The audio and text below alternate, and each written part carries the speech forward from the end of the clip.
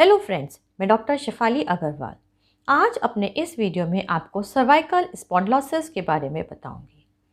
तो यदि आपने मेरा चैनल अभी तक नहीं सब्सक्राइब किया है तो प्लीज़ उसे सब्सक्राइब करें और अपने फैमिली एंड फ्रेंड्स में उसे शेयर करें। अब ये सर्वाइकल स्पॉन्डिलोसिस होता क्या है, तो मैं आपको पहले बता दूं कि जो हमारी रीढ़ की हड्डी है वह 24 छोटी छोटी हड्डियों से मिलकर बनी है और इसमें गर्दन के पीछे, जिसे हम सर्वाइकल स्पाइन भी कहते हैं, उसमें 60 छोटी हड्डियां हैं। अब इन हड्डियों के बीच में एक इंटरवर्टिब्रल डिस्क होती है जो कि कुशन का काम करती है। यह डिस्क बाहर की तरफ से हार्ड और अंदर की तरफ से सॉफ्ट होती है। इन्हीं हड्डियों के बीच में एक कार्टिलेज होता है और इन हड्डियों को आपस में जोड़ने के लिए या फिर इनकी मोबिलिटी बनाए रखने के लिए बहुत सारे लिगामेंट्स होते हैं।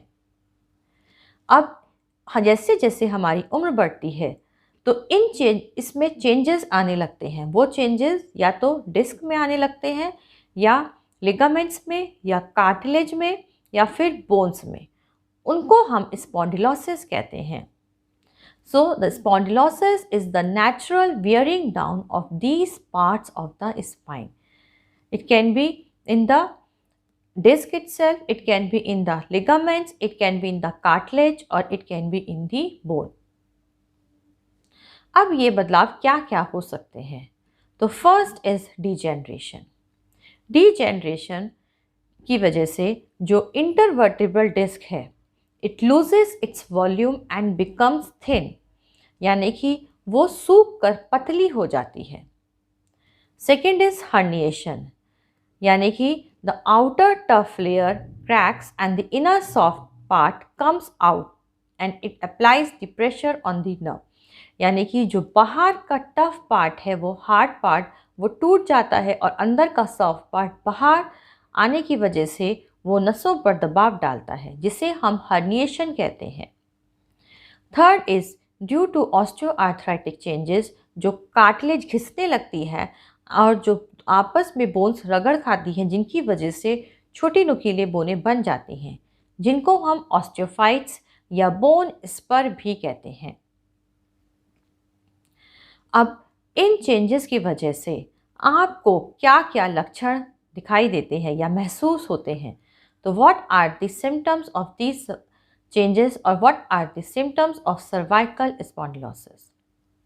तो इसकी वजह से आपको गर्दन में दर्द हो सकता है या ये दर्द आपको सर के पीछे भी हो सकता है। यही दर्द आपको कंधों में या फिर हाथों में भी हो सकता है। अगर आपको दर्द नहीं है या फिर आपको सिर्फ एक स्टिफनेस या अकड़ाहट भी हो सकती है, या फिर कई बार जो नसों पर दबाव पड़ने की वजह से आपको हाथ सुन सुन सा लगता है या जो दर्द है वो पूरे हाथ में आता है।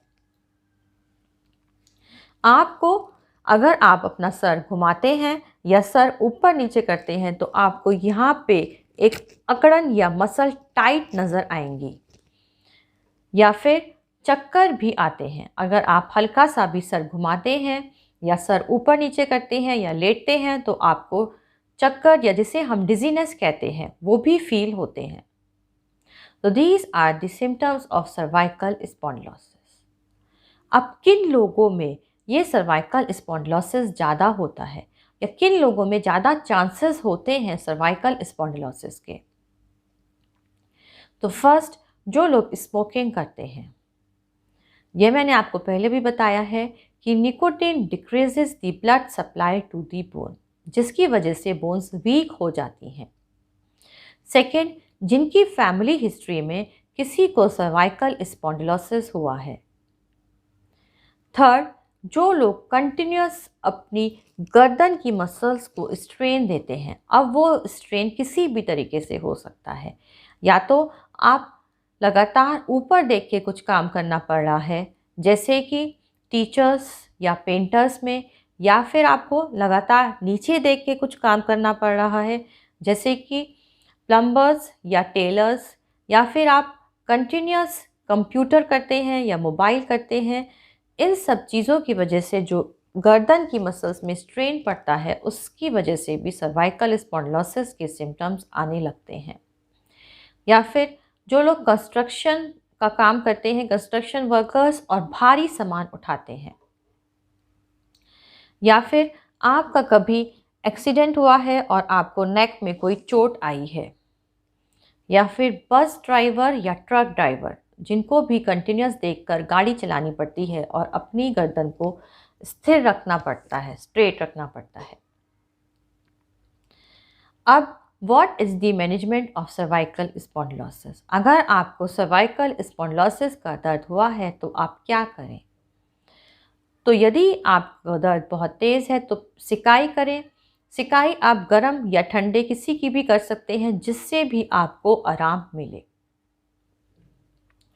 सेकेंड इज, अपनी गर्दन को स्थिर रखें, इमोबिलाइजेशन, यानी कि अगर आप अपनी गर्दन को बिल्कुल स्थिर रखने की कोशिश करें जिससे आपकी मसल्स पर स्ट्रेन ना पड़े। यदि आप रात को सोते हैं तो अपने सर और कंधे के बीच में एक पतला सा टॉवल को रोल करके यहाँ पीछे लगाकर सोएं, जिससे आपकी मसल्स को आराम मिलेगा, स्ट्रेन नहीं पड़ेगा।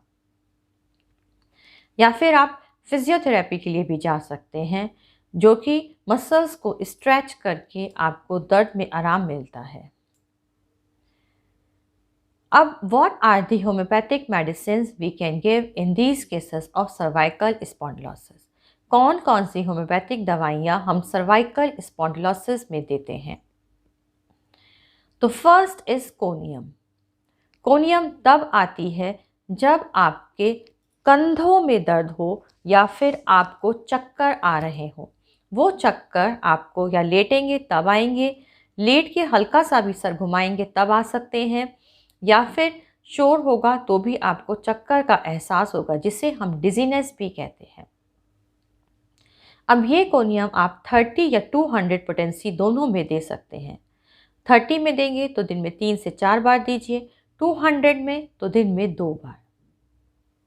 Second is cocculus. कॉकुलस तब आती है जब आपके कंधों में या हाथों में एक दबाव सा महसूस हो, या फिर सिर के पिछले हिस्से में दर्द हो, जिसे हम ऑसिपिटल हेडेक भी कहते हैं। कॉकुलस के सिम्टम्स रात को जागने की वजह से ज़्यादा बढ़ जाते हैं। कॉकुलस में भी कंधों में या हाथों में दर्द होगा। कॉकुलस भी हम 30 या 200 पोटेंसी दोनों में दे सकते हैं। Third is Paris quadrifolia. Paris quadrifolia तब दी जाती है जब there is a sensation of soreness, यानी कि यहाँ पे एक फीलिंग हो और जो दर्द होता है वो हाथों तक आए। पेरिस क्वाड्रिफोलिया में दर्द कंधों से चलकर हाथों तक आता है। तो पेरिस क्वाड्रिफोलिया 30 पोटेंसी में दी जाती है, दिन में 3 से 4 बार। And the fourth medicine is acid phos. Acid phos उन लोगों में दी जाती है जो लोग बहुत वीक होते हैं। अब 2 बायो कॉम्बिनेशंस हैं, कैलकेरिया फॉस और कैलकेरिया फ्लोर।